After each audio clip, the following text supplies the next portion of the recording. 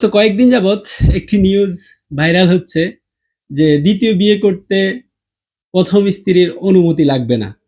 এই মর্মে হাইকোর্ট একটি রায় দিয়েছেন। আসলে বাস্তবতা কি?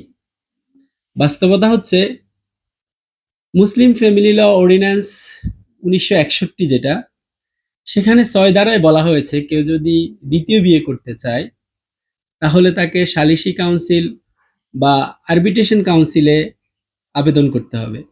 দেন আরবিট্রেশন কাউন্সিল স্ত্রীকে নোটিশ করবে এবং ২ পক্ষকে নোটিশ করে শুনে যদি যৌক্তিক মনে হয় তাহলে হচ্ছে দ্বিতীয় বিয়ের অনুমতি দিবে।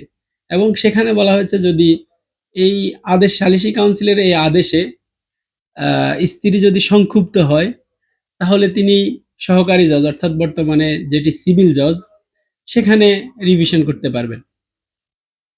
তো এই আইনটা আসলে আজকের না বা হাইকোর্টও নতুন করে কোনো কথা বলেন নাই।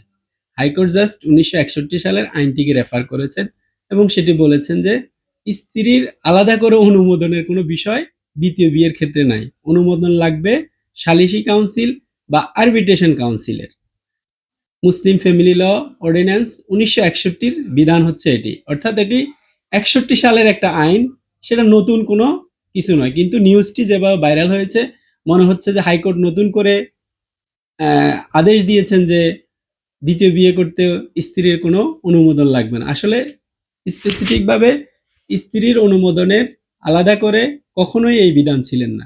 ১৯৬১ সালের ফ্যামিলি ল অর্ডিন্যান্স অনুযায়ী কেউ যদি দ্বিতীয় বিয়ে করতে চায় সালিসি কাউন্সিলের অনুমোদন লাগবে এবং সেই বিষয়টিই হাইকোর্ট রেফার করেছেন।